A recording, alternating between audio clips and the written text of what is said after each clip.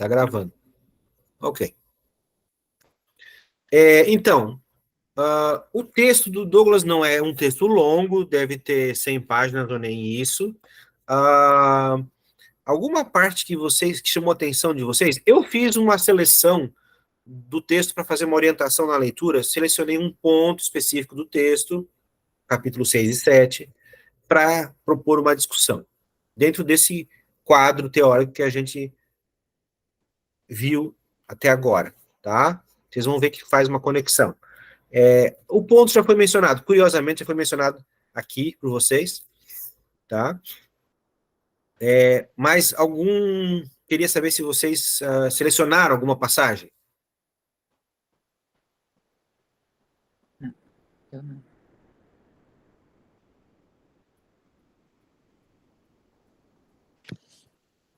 É no 6 que você selecionou, no capítulo 6. Mas eu não queria ter falado, mas o que eu queria que vocês mesmos escolhessem uma de vocês, assim, né? Que vocês escolheram. Alguma coisa que chamou a atenção. Vocês sublinharam alguma passagem? Pode ser uma passagem que vocês sublinharam, uma passagem que chamou a atenção em qualquer capítulo, tá? Tem uma aqui que se relaciona a essa questão de aprender, né? Que ele fala que quando eles vão contra a instrução dele, dá mais vontade nele ainda de querer aprender. Aham. Diz que daí aquilo insuflou mais ainda dentro dele o desejo, a determinação de aprender. Claro, ele percebeu o quanto que aquilo era importante, se não queriam que ele fizesse é porque era importante. Então, essas passagens eu acho que são bem significativas, né?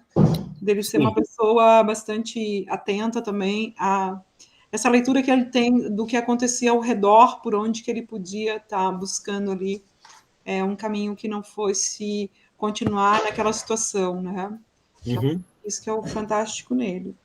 Tá, olha só, exatamente essa passagem é a passagem capítulo 6 e 7, tá? Quando ele vai morar com um casal, né, onde eles são emprestados, os escravos são emprestados, tá, para trabalhar, ou alugados para trabalhar em outras fazendas, né, e aí os donos daquelas fazendas passam a ser os senhores dos escravos alugados, né, e ele vai, quando criança. Bom, essa biografia, a autobiografia dele, narra o período dele de infância e até, não sei exatamente até que idade, mas jovem, tá? Jovem.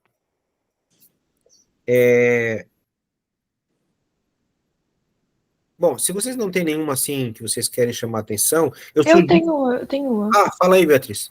Eu acho que tá ligado com o que a Josiane falou também. Eu acho que até tá tipo, perto no texto, sabe?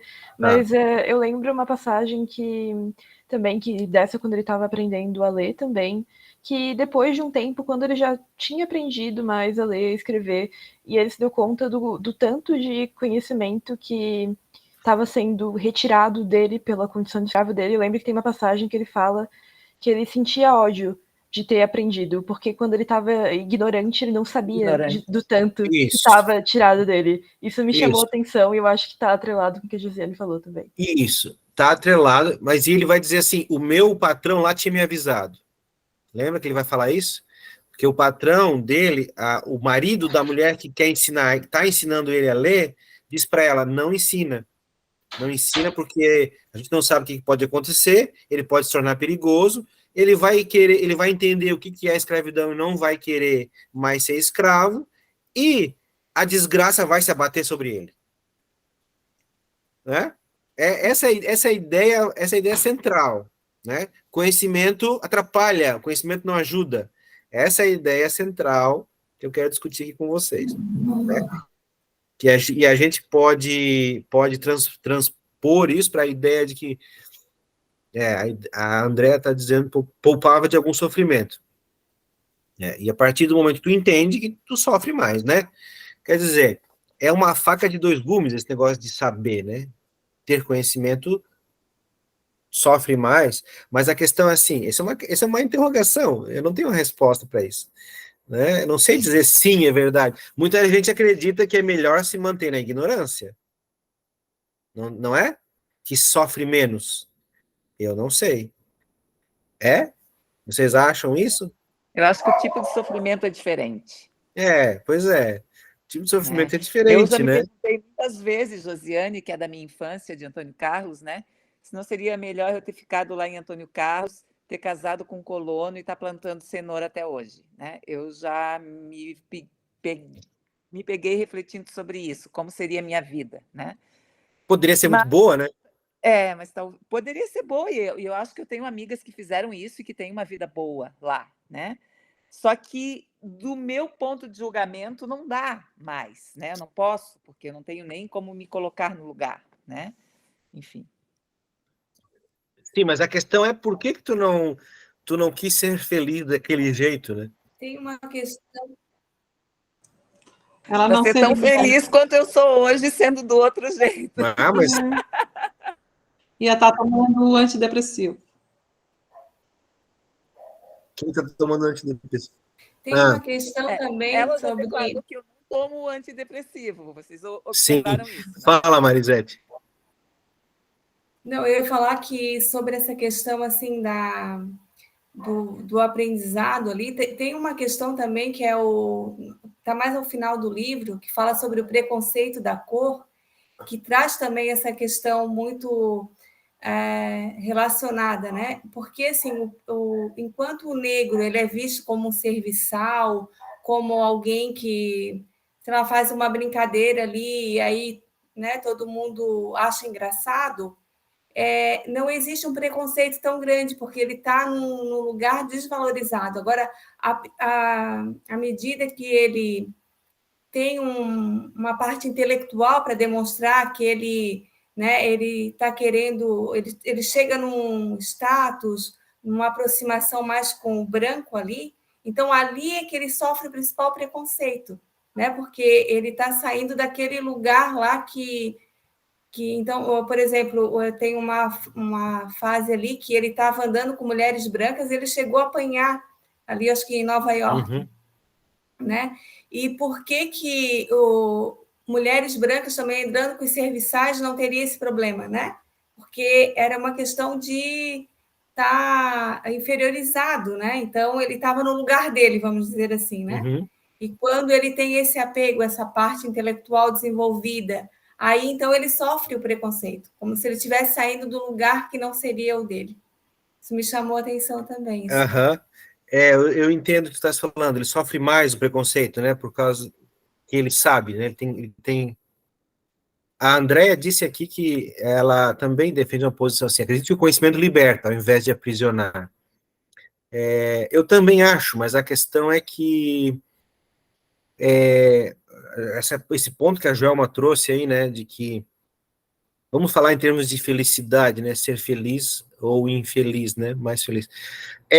Gente, sinceramente, eu acho que a gente não tem como comparar. Eu acho que como a gente diz, né? Incomensurável. É assim, não tem como dizer que uma pessoa que ficou lá em Antônio Carlos plantando cenoura, como disse a Joel, casada com um colono, é infeliz. Isso não tem como dizer isso. É só em comparação a Joelma comparando-se a si mesma consigo mesma no passado, num passado hipotético, porque comparar com a Maria lá, sei lá, não. A Maria pode ser mais feliz que a Joelma, não pode, Joelma?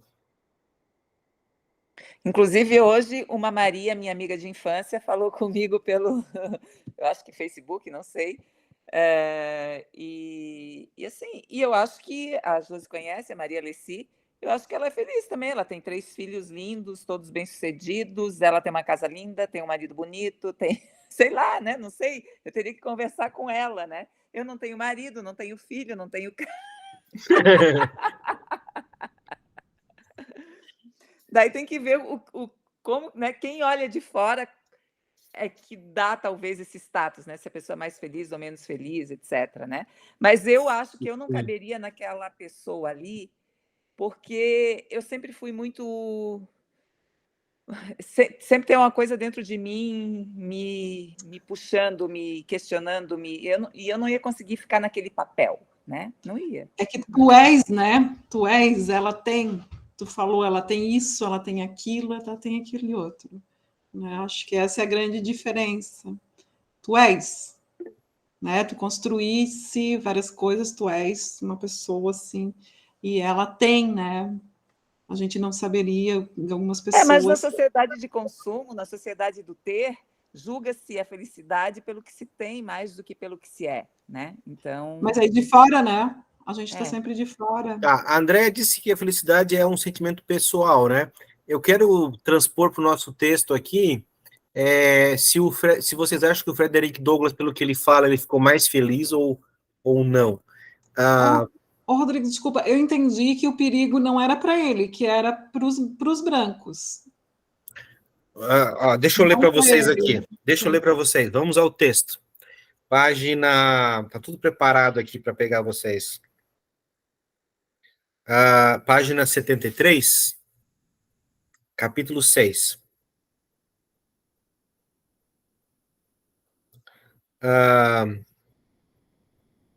Pouco depois fui viver com o senhor e a senhora Old. Acho que é assim que fala. Ela muito gentilmente começou a me ensinar o ABC. Esse é o primeiro parágrafo da página 73. Depois de ter aprendido o ABC, ajudou-me a soletrar palavras de 3 ou 4 letras.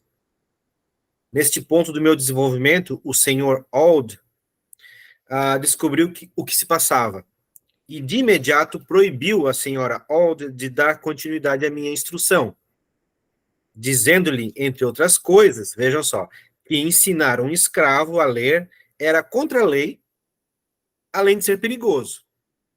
Até aí a gente consegue entender, não consegue? É bem fácil de entender, né? Que é contra a lei, é um negócio básico, e que é perigoso, a gente também consegue intuir por quê, né? Para usar suas próprias palavras, ele disse, abre aspas, se você der 1 centímetro a um preto, ele lhe tomará 1 metro inteiro. O preto nada deve saber que não servir a seu senhor e fazer o que lhe mandam. A educação estragaria o melhor preto do mundo, fecha aspas. Isso o senhor Old, tá? E continuou. Aí o narrador continua aqui, o Douglas, né? Abre aspas de novo. Então, se você ensinar este preto, falava ele de mim, a ler, nada poderá detê-lo. Isso o tornaria eternamente inútil para o serviço da escravidão. Bom, parece óbvio, né? Agora, a questão é que parece que o senhor Old está depositando muito valor, muita ênfase à questão do saber ler, né? Não é todo mundo que faz um uso assim tão... É mais uma ideia do senhor Old, é mais uma ideia geral de que pode acontecer isso. E com o Douglas aconteceu, né? Mas vamos lá. O tornaria inútil para o serviço da escravidão. De imediato se tornaria ingovernável e sem valor algum para o seu senhor. E no que diz respeito a ele próprio, a educação nada lhe traria que não fosse uma boa dose de prejuízo, tornando-o triste e infeliz. Fecha aspas. Aí o Douglas continua, né? Essas palavras afundaram profundamente no meu coração, despertaram sentimentos adormecidos e convocaram à existência uma linha de raciocínio inteiramente nova. Era uma revelação inédita e especial, que explicava fatos obscuros e misteriosos com os quais minha razão juvenil, ele era criança, né? Juvenil, jovenzinho, né, adolescente, havia em vão se debatido. Só agora eu compreendia o que para mim constituíra uma dificuldade das mais desconcertantes. 2 pontos. O poder do branco de escravizar o negro.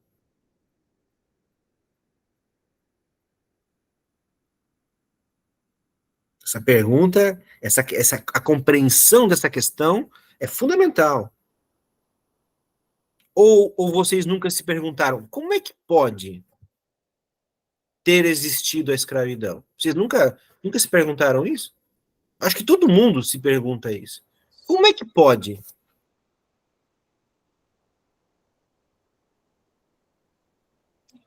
Os africanos... ok, a gente vai lá. Vocês podem usar a nossa mão de obra, podem nos oprimir, nos transportar, nos tornar escravos, fazer o que quiser com a gente. Não, claro que não. É a ciência que vai construir isso, né? No século XIX, especificamente. A questão é que a gente não sabe. Tanto a gente pode ser enganado, quanto a gente pode ser forçado. Os dois. A questão é, como é que tu pode fazer isso com milhões de pessoas? Milhões. Né? Milhões de Existe... pessoas fortes, inclusive, né? Porque tem a vantagem física ainda sobre os brancos, né? Em muitos casos, né? Uhum. Como é que tu faz com milhões de pessoas? Tem algo aí. Tem algo aí que a gente... Aí os mais preconceituosos, né? O pensamento mais... O nosso lado mais racista, mais preconceituoso, pensa assim, eles aceitam, os negros aceitaram, os africanos aceitaram. Então, existiam essas teorias, né? A Josiane mencionou a questão científica. Existiam essas teorias científicas que diziam, são uma raça inferior é para ser escravizada. É para o bem deles, ok? Não é? Para mim sempre foi a força, né? Porque a escravidão não é escravidão negra, e para mim sempre foi bem, assim, bem explícito o uso da força. Tem um filme mais do que força, muito bom, que é o Gladiador. É mais do que força, Josiane. Onde eu estou querendo chegar, é mais do que isso. Mas tu pega, por exemplo, o Gladiador, que era um cara fortão também, e eles acabam com ele, eles detonam ele, prendem, né? E obrigam ele a gladiar até... Tu pode subjugar uma pessoa pela força, sem dúvida nenhuma. Mas como é que tu subjuga milhões? Mas milhões não no mesmo lugar, né? Não no mesmo lugar, mas a questão é que tu não pode, digamos, destruir esta pessoa fisicamente, senão ela não tem mais servidão para ti, não serve mais para ti. Tu entende? O Douglas está dizendo aqui, que ele entendeu o poder do branco de escravizar o negro. Gente, ele está dizendo, qual é? No caso dele, a partir da falta de conhecimento. É o conhecimento, gente. É o conhecimento, é o saber. É uma forma de saber. Então, eu estava pensando, eu não conheço a lei da escravidão americana, né? Eu conheço um pouco, não tudo, também no Brasil. Mas tem também essa questão, né? A partir do momento... No Brasil tem vários casos, a partir do momento que eles conheciam a lei, eles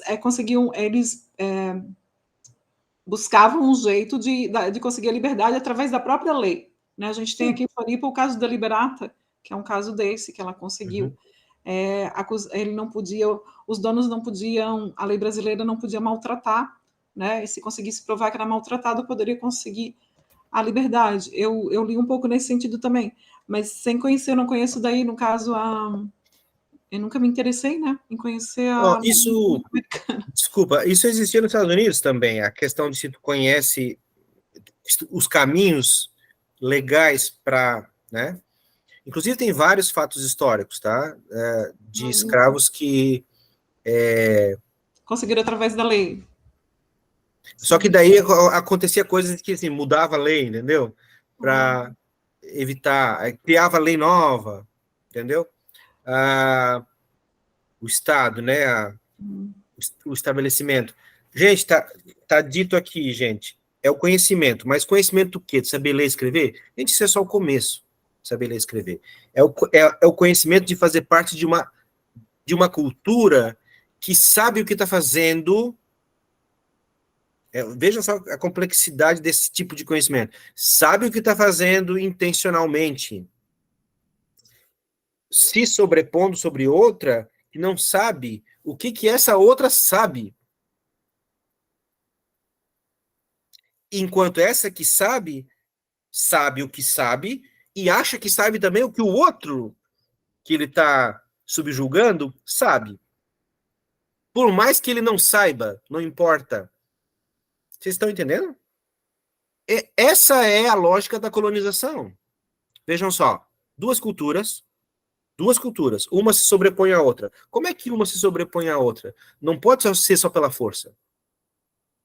Se fosse só pela força, o que haveria seria Diz que mantém, né? um genocídio. Que mantém, né, a situação. Mantém a situação da sobreposição, do controle. Como? Então as teorias racistas, né, dizem, eles são feitos para isso, eles são feitos para serem dominados, eles é da natureza deles. Primeiro separa, né, coloca em eles, né, e depois diz assim, é assim que eles são. Vocês estão vendo? É a cultura que domina que diz como é, ok? Não é a outra que diz. A outra está sendo manipulada, ok? Não está sendo, não é levado em consideração aquele outro conhecimento, aquela outra forma de saber. Não conta. Vocês entendem? Não interessa que cultura é a tua. Tu vai vir para cá e vai fazer isso que eu estou te falando aqui, ó. Faz isso aqui, ó. Claro, implica num bocado de força, implica num bocado de convencimento, implica num bocado de... Porque os caminhos são diversificados e variados, né? Manipulação de forças internas, né? Da cultura subjugada, né? Porque a cultura não é homogênea nem plana, né? Ela tem grupos que dominam, né? Então, manipulação dessas forças também, né? E também força simples e pura, também, né? E mentiras também, né? Ok? Convencimento através de mentiras, de promessas falsas, etc. Né? Mas principalmente força, num sentido em que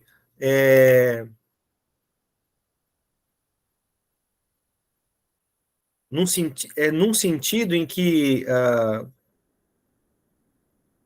de pouco em pouco tu vai criando porque o transporte dos africanos para a América não se dá numa tacada só, né? Não são milhões de pessoas que vão ao mesmo tempo, né?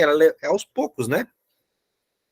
Primeiro tu cria um sistema de transporte que é extremamente opressor e destruidor da cultura. O primeiro movimento é desconectar o cara da sua cultura, né? Desconecta. Uma maneira de desconectar é misturar várias culturas juntas de um jeito, primeiro, e homogeneizando. Primeiro mistura e depois homogeneiza, né? O que eu quero dizer com isso? Pega todas aquelas culturas africanas que estavam no seu lugar de origem, bota elas juntas, cria uma espécie de confusão, antagonismos, e depois que elas estão desenraizadas, tu homogeneiza. São todos iguais. Né? É um mecanismo clássico esse de dominação. Não, existe um ditado romano, né, muito conhecido, né, dividir para governar, não é? Separa primeiro, depois tu governa. Governar significa o quê? Governar significa homogeneizar, fazer ficar igual. Ok? O Douglas está dizendo aqui, quando ele fala em educação, ler, escrever, isso é só uma espécie de ponto inicial, pontinho, metáfora. Não é uma metáfora no caso dele, porque é concreto, né? É uma ação concreta, real, mas né, ele diz, né? Era uma revelação inédita, especial, que explicava fatos obscuros e misteriosos com os quais minha razão juvenil havia em vão se debatido. Nem ele não entendia. Só agora eu compreendia o que para mim constituíra uma dificuldade das mais desconcertantes, o poder do branco de escravizar o negro. Como é que pode isso? Né? Tá explicado. O que ele conta nesse parágrafo é isso. Então, foi uma conquista grandiosa e eu muito a estimei. Daquele momento em diante, compreendi o caminho da escravidão para a liberdade. Claro, ele sabia como é que tinha chegado a ser o que era escravo, e aí, se ele descobre o caminho, ele pode desfazer esse caminho. Ok? Era exatamente o que eu queria, e o consegui no momento em que menos esperava.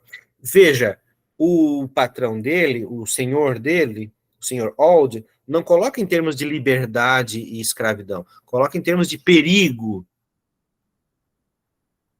Ok? Perigo e felicidade. O Douglas tá falando em termos de liberdade. Ele vê bem claro, o Douglas vê bem claro uma América livre e uma América não livre, escrava. Ok? Embora me entristecesse a ideia de perder o auxílio da minha doce senhora, que ela era muito, ele diz, né, que ela era muito gentil e tratava ele como um igual, alegrava-me a instrução inestimável que, por puro acaso, recebi do meu senhor. Vocês estão vendo? Ele entendeu a posição do senhor Old como um aprendizado para ele. Ele era muito esperto. O Douglas era muito inteligente. Um cara muito articulado, né? Aí eu destaquei uma outra passagem aqui. Ele conseguia... Por que eu digo isso? Ele conseguia ver naquilo que era contrário à ideia dele algo para aprender. Isso é muito importante, gente. Muito importante para um pensamento contemporâneo de... eu tenho me escapado a palavra, mas é de... Eu estou tentando lembrar essa palavra desde o início, mas de separação, tá? Ruptura? Não, não é ruptura, como é que a gente diz quando... Segregação. Segregação, isso. Só um minutinho, pessoal. Pode falar, filho. Um pouquinho. O que aconteceu que a Paty me ligou? Fala com a Paty, pergunta o que ela queria. Já tá acabando aqui, tá? Não tá conseguindo fazer a carne. Ele tá fazendo a janta dele ali. Não vai ter jantar hoje, hein, Rodrigo? Eu deixei tudo meio pronto. Ele disse que fazia os bifes, tá? Beleza, então. Não tá conseguindo. Vocês estão entendendo, gente? A segregação, né? Existe uma ideia hoje de... Não é de segregação, mas de... Devido a um movimento no sentido da construção de identidade, existe um movimento de tentativa de homogeneização de uma cultura separada de outra. Isso é um problema. Tem consequências muito graves, tá? Num país como o Brasil, é gravíssimo essa questão. No entanto, a gente tem que ver o momento histórico e entender que parece ser necessário esse movimento para a construção de uma autonomia. Tá? A questão é que o movimento negro no Brasil não é novo. Aí que tá. Por isso que a gente tem que... Parece que se... Não sei. Eu não sou um especialista nesse tema, mas quero dizer, movimento negro no Brasil, tá? Mas para mim dá a ideia de que existe uma ruptura do movimento negro atual com o movimento negro de antes. Antes quando? Metade do século XX, início do século XX, a gente pode falar até o abolicionismo. Parece que existem rupturas, né? Tá? Não é as demandas que vão mudando? As demandas vão mudando, isso não tenho dúvida. Até porque esse tipo de movimento, né, ele está inserido dentro de uma lógica maior, né, e a sociedade muda também assim, né. Mas a questão é que parece que existe uma sequência lógica, né, porque do abolicionismo até hoje, né, a gente tem uma demanda semelhante, né, e crescente, ok? Direitos civis, né? O problema é que a gente caiu hoje numa questão de construção de identidade. Parece que a gente está retrocedendo na discussão. Eu tenho pelo menos essa impressão. E retrocedendo por quê? Porque separa. Está tentando separar. Tentando separar para dar força, mas não vejo assim. No Brasil, principalmente, quando a questão da miscigenação é muito forte, é muito intensa, isso é geral, isso cria um problema, tá? A gente está vendo aí quem é negro, né, no Brasil. A gente tem essa questão, né?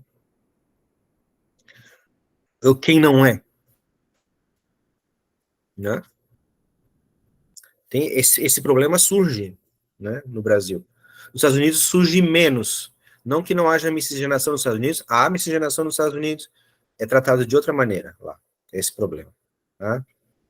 O senso comum afirma que ser negro nos Estados Unidos é tudo igual, tá? Não é verdade, tá? Não é verdade de jeito nenhum. Nem economicamente, nem culturalmente, nem nada, tá? Bom, voltando ao Douglas, a passagem que eu destaquei logo em seguida. Ainda que ciente da dificuldade de me educar sem o auxílio de professores, eu me propus com grande esperança e com uma convicção inabalável a aprender a escrever. Esse parágrafo é longo, tá? Ele vai até a metade, quase o final da página 74. Por isso, lá no final do parágrafo, por isso devo quase tanto à amarga oposição do meu senhor, quanto ao gentil auxílio da minha senhora. Reconheço os méritos de ambos. Onde eu quero chegar? Quando eu fiz essa digressão aí sobre o movimento negro, essa construção dessa identidade hoje, né? Onde é que eu quero chegar? Quero chegar que o Douglas tem uma percepção de que a oposição a aquilo que ele pretendia e ansiava e desejava também informou ele, ok? Também informou, tá? Essa questão que eu estou destacando aqui do movimento identitário no Brasil hoje não é só em relação aos negros, viu, gente? É todas as minorias, tá? Todos os grupos minoritários, mulheres, etc. Movimentos de gênero, feminismo, o movimento negro, se aplica a todos esses grupos, tá? Claro, cada um com a sua especificidade, tá? Mas esse problema surge, tá? Tem maneiras de lidar com esse problema, tá? Mas não cabe aqui a gente discutir isso, não é meu foco, tá? O meu foco é trazer essas questões para problematizar. Vocês devem ter respostas para isso, eu acredito, cada um de vocês, né? Porque são assuntos correntes, né? Tá? Estou tentando trazer uma leitura, gente, que problematiza o senso comum, tá? Arriscado sempre vai ser, tá? Mas problematiza o senso comum, não de uma maneira imbecil, né? Como a gente sabe que existe, né? Uma maneira que reduz. O que quer dizer uma maneira imbecil? Uma maneira que reduz, simplifica essas questões de maneira pouco articulada, tá? Sem nuance, não nuançada, tá? Sem nuances, sem sutilezas, ok? É justamente em busca da sutileza que eu estou tentando argumentar, tá? Quando faço esse tipo de leitura, tá bom? No capítulo 7, gente, eu espero que o Cauã tenha conseguido fazer os bifes dele. Eu não sei, eu não vou sair daqui agora. No capítulo 7, o 6 é essa passagem que eu li para vocês.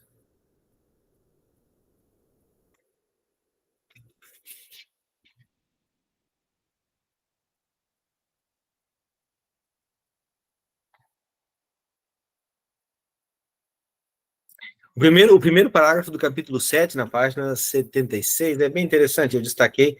Não vou ler aqui para vocês.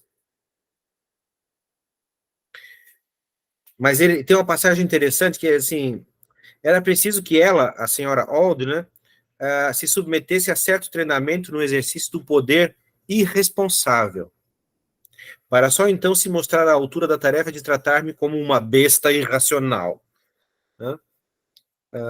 Ela começa a tratar ele de uma maneira irresponsável, como ele diz, né? Essa passagem só do capítulo 7 que eu gostaria de destacar para vocês. Gente, não dá para explorar o texto inteiro, porque vocês, né, é uma questão, não dá para seguir assim cronologicamente o texto, né, página, passagem por passagem. A gente precisa sintetizar a ideia, tá? Vamos levar essa ideia adiante, ok? A ideia é manter. Eu destaquei uma ideia no texto do Douglas que eu espero que se reproduza, se repita na nossa reflexão nas outras leituras, tá? O mais importante vocês estão fazendo, que é ler. Isso é a coisa mais importante. Na verdade, o curso propõe esta realização, né? A leitura, tá? No fundo, cada um de vocês vai depois levar essa experiência para as áreas específicas e para a vida de vocês, né? Isso aqui não é um curso de graduação, né? Não é uma aula de universidade, apesar de eu parecer, às vezes, que eu estou falando como se tivesse uma aula, né? Mas esse é um vício, né? É um costume, e de certa forma, né? Tem esse caráter, mas isso aqui também não é um grupo de leitura, né? Não é em parte é, mas também não é apenas, né? Onde todo mundo lê e depois coloca a sua experiência, né? Tem uma certa direção, e essa direção sou eu que dou, né? Fui eu que dei lá no projeto, tá? Eu não consegui abrir o projeto aí para ver qual é a próxima leitura e não tô com o texto aqui na minha mão, gente. A Joelma disse que abriu. Eu abri e vi que a próxima leitura, deixa eu ver onde que eu anotei. A Riete, Incidente de uma Menina Escrava, é esse, não é? É esse, né? Incidentes na Vida de uma Menina Escrava. Tá, gente, olha só, não é para ler o livro inteiro, quer dizer, vocês podem ler o livro inteiro, é óbvio, mas eu selecionei para a gente discutir alguns capítulos. Uhum. Depois eu vou botar ali no Classroom os capítulos, tá? É o 1, o 4, o 5, o 8, o 12, o 13, o 17, o 23, o 30, o 35, o 39 e o 41. Não é o livro todo, algumas passagens, tá? Mas vocês, obviamente, que se quiserem, puderem... Quase todo, né? Quase todo. Não, é que tem 41 capítulos. Deve ser pequenininho. Tá. Vocês vão ver que é uma narrativa muito diferente da do Douglas. Muito diferente. Quem já começou, pode indicar a diferença principal? Em que aspecto é que os dois textos se diferenciam enormemente? Eu não li, mas tu falou que ela escreve depois, né? Sobre o tempo que era escrava, era isso? Sim. Ela já está escrevendo depois, A principal, gente, já vou dar a dica para vocês, a principal, não vou dizer. Vocês vê se descobrem. Na verdade, os dois estão falando de uma mesma fase da vida deles, aparentemente, né? Porque essa que a gente leu do Douglas, ele estava na infância, e aqui Uma Menina Escrava é quando ela está na infância, aqui pelo que eu passei no sumário. Isso. Tem a relação com a senhora também, o novo senhor e a nova senhora. Isso. Mas vocês vão ver que o tom é completamente diferente do texto. Completamente diferente. Tem um aspecto em que toda a diferença se pronuncia. Toda a diferença aparece.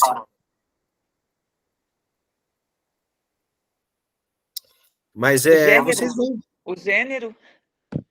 Gênero da pessoa? Feminino, masculino, Talvez... Talvez, porque, né, as experiências são diferentes por causa disso, né? Mas não era nesse aspecto que eu estava pensando. Tá, eu vou falar. É no aspecto religioso, tá? É completamente diferente. O Douglas, se vocês lerem o pós-fácil que ele escreve ao, ao texto da biografia dele, ele está falando dessa questão religiosa. Inclusive, ele questiona a religião ao longo do texto dele, né? Ele questiona que religião é essa, Questiona né? mesmo. Que prega uma coisa e faz outra, né? Ah, ela é completamente diferente. Ela é uma... A Harriet, ela adota a visão da mãe dela e da avó dela. Eles são extremamente crentes, tá? Então ela vê diferente esse mundo. O mundo da ser escravo, ser escrava, né? Ela vê completamente diferente, tá? E ela tem uma vida em que ela foi criada desde criança, né? Ela diz que a questão da escravidão para ela só surgiu quando ela tinha, não sei se é 7 ou 8 ou 11 anos, uma coisa assim, né? Ela nunca tinha notado que ela era escrava. Ela fala isso, né? Ela só quando tem um momento específico da vida dela que ela percebe que existe uma diferença. Isso daí se relaciona com aquele negócio do conhecimento que tu falou antes, não? Aham, exatamente. Uhum. Pro Douglas é desde que ele nasceu. E ele já sabia, né? Tá? Até os 3 anos, alguma coisa assim. É quando ele viveu com a mãe e tal. Uma coisa que aproxima os dois é que ele é filho de uma escrava com um branco e ela também, a Harriet também. Né? Inclusive, E nesse caso, você que já leu muito sobre isso, né? Isso influencia na forma como eles percebem o mundo, porque eles não são claro, negros 100%, né? No caso, têm a miscigenação já. claro, principalmente nos Estados Unidos. Principalmente nos Estados Unidos. Eles são negros 100%, porque eles são escravos, né? Sim, sim, mas eu digo assim, mas eles têm, deve ter, né, a segregação por conta da tonalidade da pele, talvez, não sei, né? Depois que tu lê o texto da Harriet, tu vai ver o que ela fala sobre isso. Ela toca nessa questão. Tá. Ela diz que ela tem um irmão que era quase branco, né? E ser quase branco quer dizer o quê? Né? Passava por branco. A gente vai tocar nessa questão mais para frente, tá? Quando a gente lê o de passagem aqui da Nella Larsen, tá? Nós vamos... Aliás, assistam esse filme que tem lá no Netflix. Chama Identidade, o filme. Eu odeio essa palavra, identidade, não gosto dessa palavra. Mas tá na moda, não tem como eu deixar isso de fora. Chama Identidade. É uma tradução. Este livro tentou. Tem 3 traduções desse livro no Brasil no momento, tá? Um chama-se Identidade, não está aqui, não sei onde está. Esse aqui se chama De Passagem, e o outro chama Passando-se. Nenhum dos 3. O Passando-se, talvez, se aproxima mais da ideia que o título original dá, que é Passing. É o nome do título do livro original. Passing. Mas é que o passing, em inglês, se refere a uma coisa específica, que é o negro miscigenado, tá? Que às vezes vive como branco ou não. E é bem interessante. Assistam esse filme aqui, é bem interessante. É um filme bem bom, bem bonito. O Cauã deve ter feito os bifes dele. Tô ouvindo ele comer daqui, fazendo barulho de talher no prato. É só tu, né? Pai é assim, né? Tu deixa lá, ele vai lá e resolve, né? O negócio. Se não tivesse aqui. É ótimo os homens indo lá e resolvendo e não esperando para ter uma mulher para colocar comida no prato deles. Eu acho excelente isso. Não tem mulher aqui. Por isso, né? Porque não tem mulher aí, não? No caso da Não, casa claro da que Josi, não. tem ela e tem 3 homens. Claro que não. Não tem porque eu sou a mulher aqui. Não, mas se tivesse mulher, talvez fosse um pouco diferente. Seria diferente, é óbvio, mas não no sentido que tu estás querendo dizer. Que eu acho que ela faria. Não, eu digo que ele não teria vindo falar contigo, porque tu tá trabalhando, ele teria ido falar com a mãe dele. Mas a mãe dele é que trabalha mais que eu. Não, eu digo nessa situação específica. A mãe dele nem tá aqui. Pois é, por isso. Aí ele precisou vir falar contigo, que ela não tá aí. Se ela estivesse por aí, ele teria ido falar com ela. Não, ela nem mora aqui. Mas tu não fica rebatendo a Josi, porque tu entendeu o que ela quis dizer. Mais ou menos. Eu não gostei da. Tem coisa que não sai da gente, Rodrigo, nem adianta. Eu não gostei da ideia de dizer que se tivesse uma mulher. Não, eu digo nessa situação específica, não de forma geral, porque acredito que tu deve assumir com bastante responsabilidade. Eu digo nessa situação específica do bife. Sim, eu entendi. Quem faz comida nessa casa sempre fui eu, e antes ou depois, antes de Cristo, depois de Cristo, não sei, sempre fui eu. Eu sou pai solo no momento. Faço a coisa toda, entendeu? Coisa boa. No final do curso, o Rodrigo vai fazer um jantarzinho para a gente encerrar o Ou, se vocês vierem a Bagé comer, eu faço. Puxa, Bagé. A gente não pode ir a Bagé, mas a gente pode ir ali no sul do estado de Santa Catarina. O que tu acha? Não, né? Pode, eu tenho uma casa lá, vocês podem ir lá. Aqui Floripa é meio do caminho, né? Dá para o Carlos vir, né, Carlos? Não, vão à Praia Grande, que é onde eu tenho casa lá. Vocês podem ir lá. Praia Grande, Santa Catarina, né? É isso que a Jama tá falando. Vocês podem ir lá e eu faço comida para vocês e bebemos um vinho da campanha gaúcha. Hein, Carlos? Interessante a proposta. Olha, eu gostaria mesmo de receber vocês lá, quem sabe em algum momento, final do ano, não sei. Ou depois do curso, julho. Tá, e agora a próxima aula será daqui a 15 dias, então, é isso? Daqui 15 dias, na mesma linha temática, com as mesmas questões, tá? O livro da Harriet Jacobs. Depois eu vou colocar os capítulos de destaque. Vocês leiam todos, mas aqueles principais ali é o foco, tá? Do livro. Nesse dia eu não vou poder participar, então eu vou pedir para você gravar, porque nesse dia eu vou ter que dar uma aula para substituir um professor, que eu já combinei com ele. Tá bom. Ou talvez eu remarco com ele para outro dia para poder assistir a aula. Pode ser também. Que mais, gente? Tá bom assim, vocês? Assim como tá indo, tá interessante? Ótimo, é bom Tá. mais Muito perguntas. bom. Comparando com o que os outros que já fizeram, tá indo na linha? Não, tá mais democrático.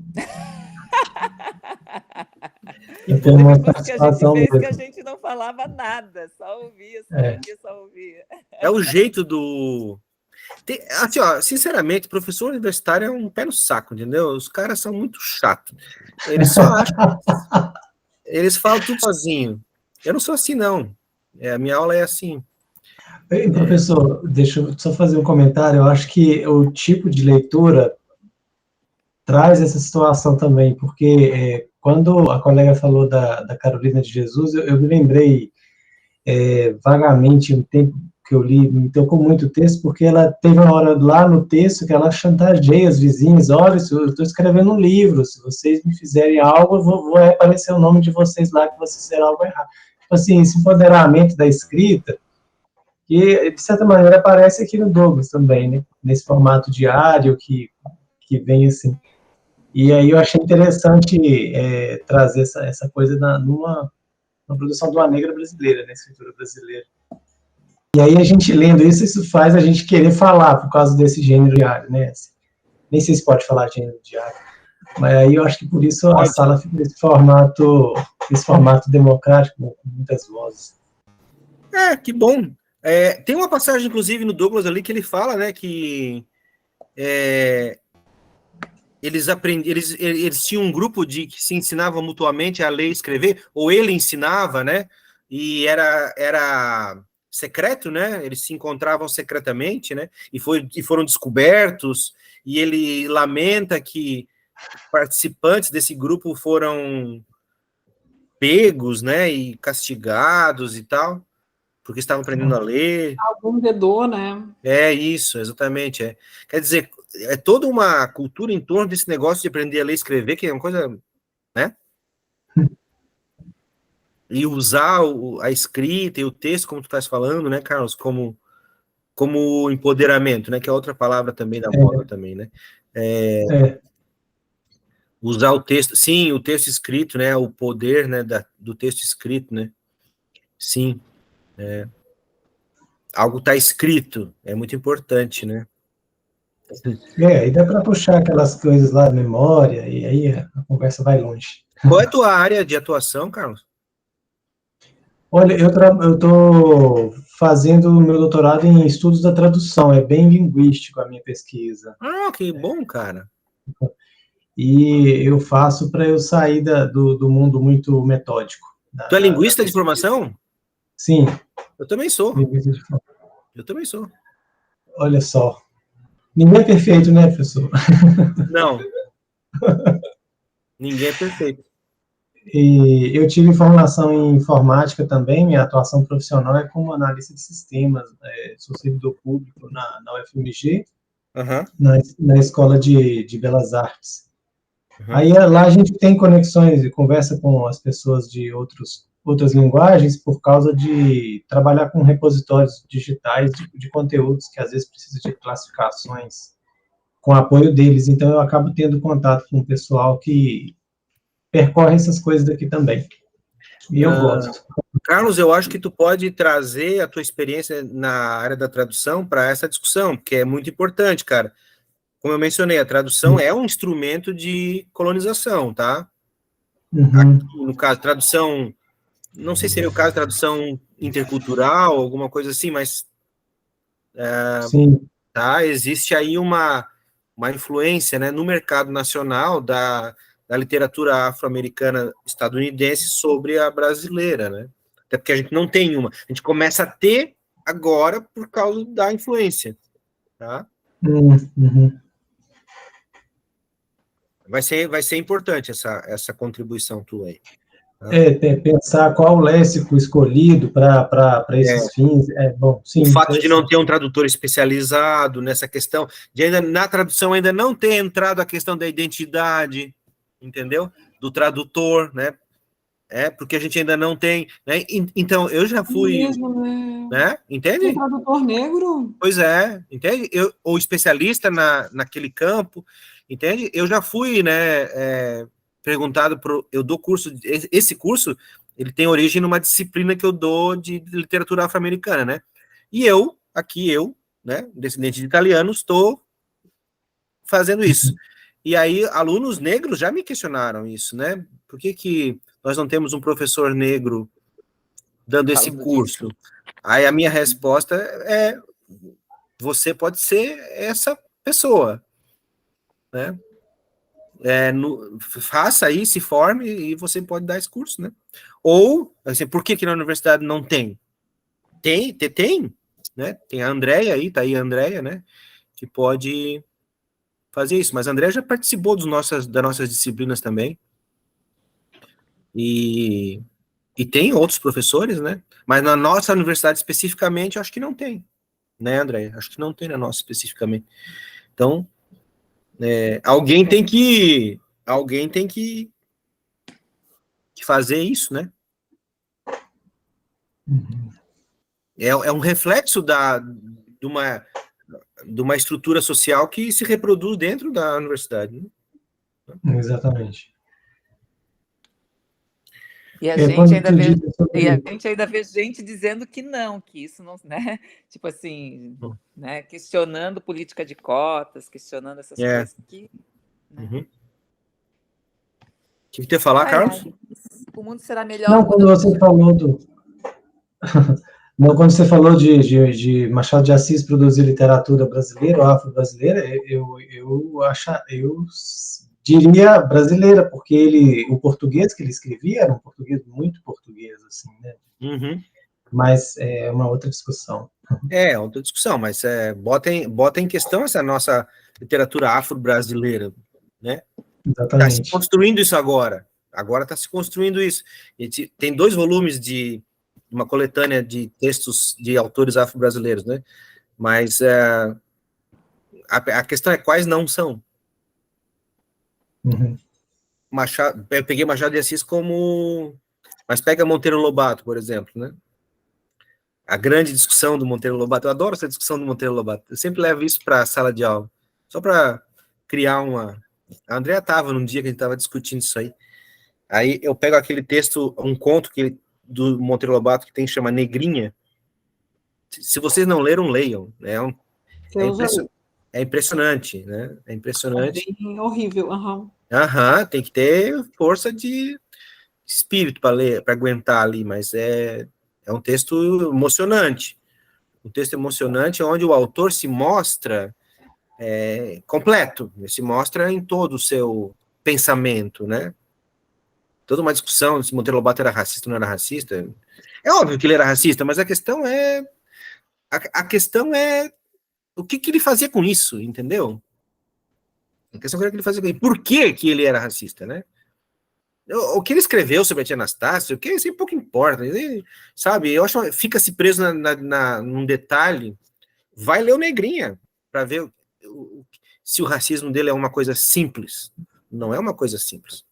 Não é um racismo bobo. Existe racismo bobo? Não existe racismo bobo, né? Existe racismo idiota. Isso existe. Né? Mas é um racismo complexo dele, fundamentado em teorias científicas do final do século XIX. Aí que tá, entende? É uma questão complexa. Ele tem um livro chamado O Presidente Negro. Esse livro é pouco conhecido, do Monteiro Lobato. É uma espécie de ficção científica bem interessante. É extremamente racista, mas aí eu boto essa questão, né? E aí, mas o pensamento na época, assim, não, nada a ver. Racismo sempre existiu e sempre vai existir, e existia já na época do Monteiro Lobato. E era desse jeito, né? Ele não parece assim que o pessoal fala para, tipo, exculpar, né? Tirar a responsabilidade do fato de ele ser racista, o fato de ser no século XIX, no início do século XX, né? Isso não tira nenhuma responsabilidade. Né? Se fosse assim, o movimento abolicionista não existiria. Né? É uma coisa... Entendeu? Que o fundamento do movimento abolicionista, em grande parte, era uma questão... não era nem tanto econômica, era uma questão moral. Né? Ok? Bom, gente, eu falo de um lugar bastante específico, tá? Eu não sou um cara que escrevo sobre isso, nem nada. Eu leio. Né? Eu leio e dou uns cursos aí, umas aulas. Né? Tenho uma visão sobre essas questões e longe de achar que a minha visão não seja contestável, entendeu? Mas estou aberto ao debate. Eu acho que o senso comum não ajuda muito. Eu acho que ele é muito enganoso, tá? E não é só em questões raciais, não, étnico-raciais, em questões de gênero também. Eu acho muito complexa essa questão, passamos recentemente aí, né, pelo Dia da Mulher, né? E a gente vê cada coisa que é um negócio assim, sem consciência nenhuma. Teve alguns cumprimentos que eu recebi do Dia da Mulher, que Bem eu isso. só não assim, respondi malcriadamente, porque, tipo assim, eu já sou madura, né? Eu posso passar por cima disso, mas me parabenizar pelo Dia da Mulher, para mim, é a maior ofensa que eu posso receber. Né? Pois é, né? Pois é, mas daí vai, né? Vai dizer isso para a força do capital, né? Enfim, né? Isso é o que dá a estudar, né? E pensar, e Isso. ler. Vamos ser todos infelizes. A felicidade nos Pelo abandona. menos vão nos chamar de ranzinza em alguns momentos, né? Porque nós vamos questionar tipo, o que tá dado como certo. Né? Mas às vezes a gente se estrepa. Eu me estrepei por causa desse negócio, mas por causa disso, mas eu tô tentando reverter esse quadro aí. Gente, vamos focar de novo aqui. Vamos encerrar e aí a gente se encontra daqui, ficamos em comunicação ali pelo Classroom, tá? Tá certo. Muito obrigado. Obrigada, Eu boa agradeço. noite. Obrigada Eu que também, gente. agradeço. Boa noite. Tá? Teve Boa algumas noite. pessoas, Tchau. eu acho que 2 pelo menos avisaram que não vieram hoje por algum problema e eventualmente estarão na próxima. Tá bom? Vocês podem colocar questões lá, eu vou ver se interajo mais por lá, tá? Tá bom. Obrigada. Beijo. Perfeito, obrigado. Boa noite. Tchau. Beijo. Beijo, tchau.